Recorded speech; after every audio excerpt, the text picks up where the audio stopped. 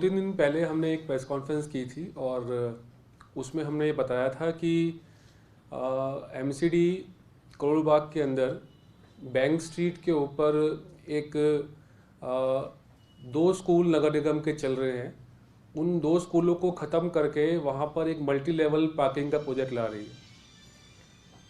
उस समय हमने आपको एक स्कूल के बारे में बताया था। अब आज मैं आपके सामने जानकारी रख रहा हूँ कि करोल बाग के अंदर ही एक और स्कूल है जिसकी ज़मीन को एमसीडी नीलाम कर रही है, जिसकी ज़मीन को एमसीडी बेच रही है और उस ज़मीन को भी बेचकर वो वहाँ पर एक और मल्टी लेवल कार पार्किंग का प्रोजेक्ट ला रही है। उस दिन जो मैंने आपको बताया था वो था अजमल खां रोड के बारे में। ये मेरे पास इनका टेंडर डॉक्यूमेंट है जो एमसीडी ने टेंडर निकाला था। इस टेंडर के अंदर इस डॉक्यूमेंट में ये पता लग रहा है कि इसी टेंडर के अंदर इन्होंने 4 लोकेशंस के लिए टेंडर छोड़ा था पार्किंग बनाने के लिए। सबसे नंबर 1 जो अजमल खां रोड है, जो आपको हमने उस दिन बताया, इसमें 175 करोड़ रुपए का इन्होंने टेंडर छोड़ा है। दूसरा एक ओल्ड लाइनर नगर पे एक जगह है जिसको इन्होंने 168 करोड़ रुपए में टेंडर छोड़ा है। और तीसरा एक शास्त्री पार्क करके जगह है जिसका 195 करोड़ रुपए का टेंडर इन्होंने छोड़ा है। और चौथा जिसकी मैं बात कर रहा हूँ कि एक और जगह पे ये स्कूल की ज़मीन को बेच रहे हैं, वो है पूसा लेन के नाम से, जहाँ पर 148 करोड़ का टेंडर इन्होंने छोड़ा है। तो ये जो पूसा लेन के नाम से जो ये टेंडर का जो नेम ऑफ वर्क है, इस जगह के ऊपर एमसीडी का स्कूल है और ये लगभग 6000 स्क्वायर मीटर की जगह है। 6000 स्क्वायर मीटर में ये स्कूल है और ये स्कूल आज की डेट में भी चल रहा है। इन्होंने क्या किया है कि 6000 स्क्वायर मीटर की जगह में से 3500 स्क्वायर मीटर की जगह वो स्कूल से लेकर उस ज़मीन को अलग दिखाकर और उस ज़मीन के ऊपर मल्टी लेवल पार्किंग का जो है बनाने का जो है इन्होंने ठेका जो है छोड़ा है। तो जो भारतीय जनता पार्टी के कुछ लोग जो 2 दिन पहले ये कह रहे थे कि ये स्कूल पे तो हम इसलिए लेके आए हैं क्योंकि ये स्कूल बंद हो गया है, यहाँ बच्चे नहीं पढ़ते हैं, बच्चे नहीं हैं, बच्चों को हमने शिफ्ट कर दिया है या अब बच्चे यहाँ पर पढ़ने के लिए हैं नहीं, तो उसके ऊपर ये बात जो है ये कितनी साफ साबित होती है कि इनकी मंशा जो है वो बच्चों की देखभाल का या उनका होना या ना होने से फर्क नहीं पड़ता इनको। जिस स्कूल की बात कर रहा हूँ, पूसा लेन का, जहाँ जो नेम ऑफ वर्क में नाम लिखा हुआ है, इस स्कूल में आज भी बच्चे पढ़ रहे हैं। चलते हुए स्कूल के अंदर से आधी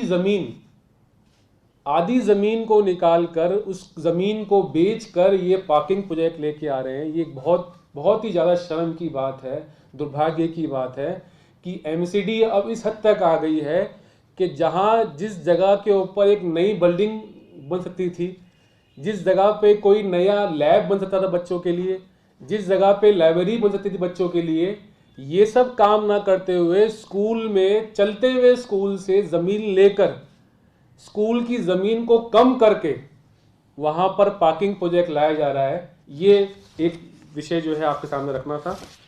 दूसरा, जो इन्होंने ये टेंडर निकाला है, 4 लोकेशन के लिए टेंडर निकाला है इन्होंने, जैसा हमने बताया आपको।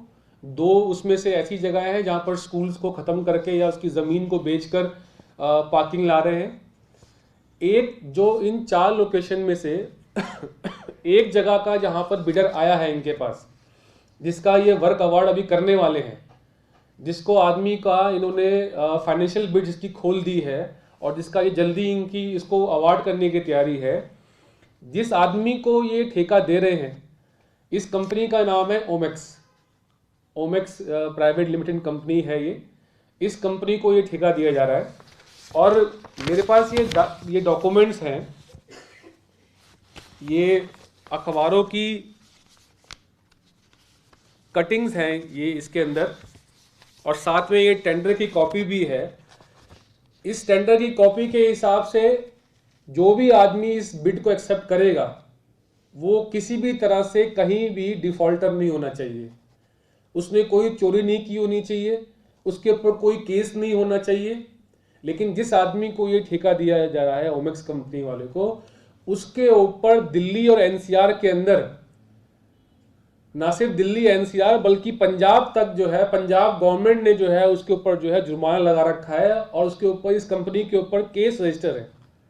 करोड़ों रुपए की इसकी देनदारी है और जिसकी वजह से अलग अलग गवर्नमेंट ने उसके ऊपर केस बना रखा है।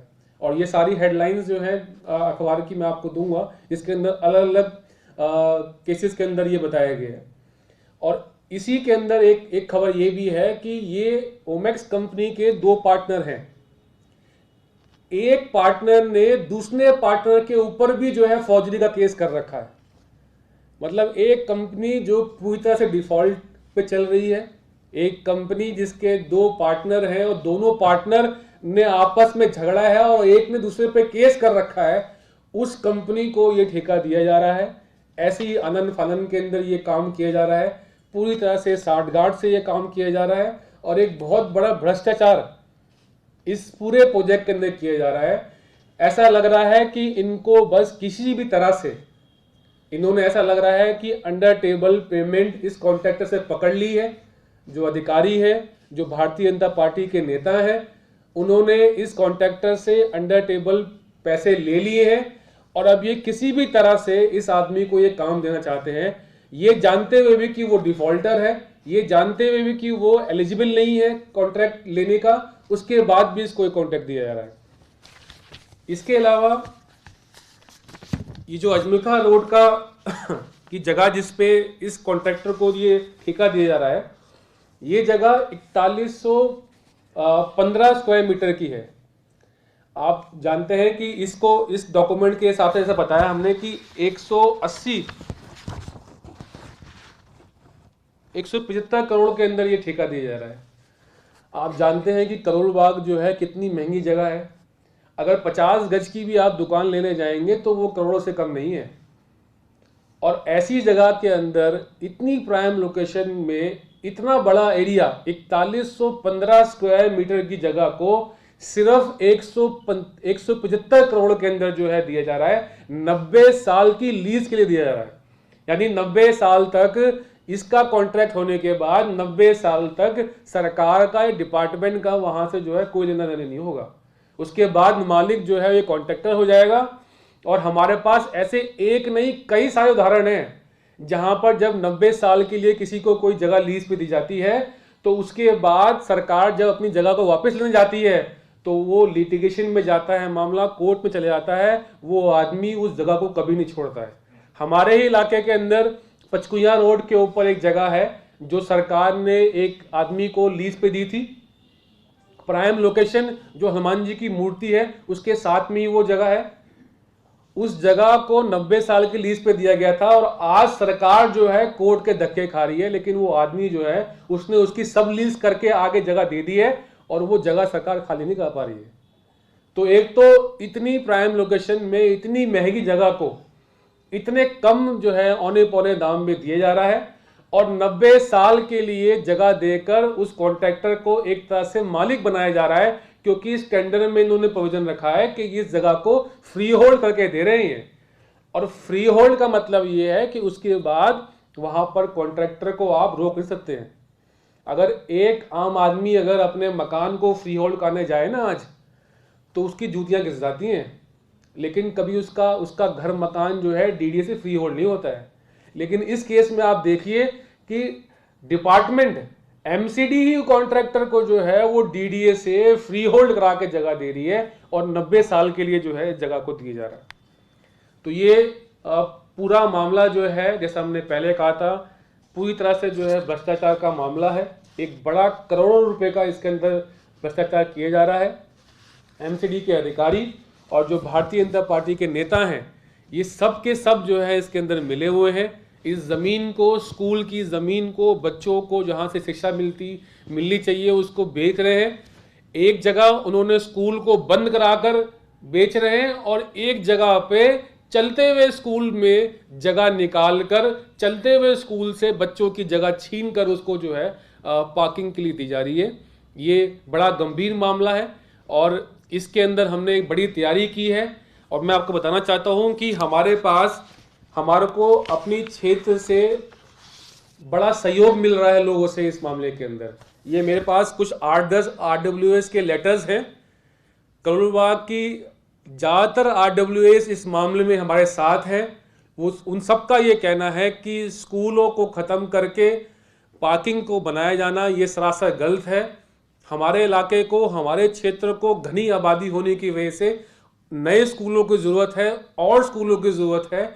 ऐसे में अगर हम पार्किंग जैसी चीज़ के लिए स्कूलों को ख़त्म कर रहे हैं तो उसका क्षेत्र की जनता और RWS जो है विरोध कर रही है। उन्होंने हमें अपना पत्र दिया है और ये सारी RWS इन्होंने कहा है कि हम वो खुद भी सभी अथॉरिटीज़ को लेटर लिख रही है कि MCD के द्वारा जो काम किया जा रहा है ये सरासर गलत है, हम इसका विरोध करते हैं और इसको रोका जाए।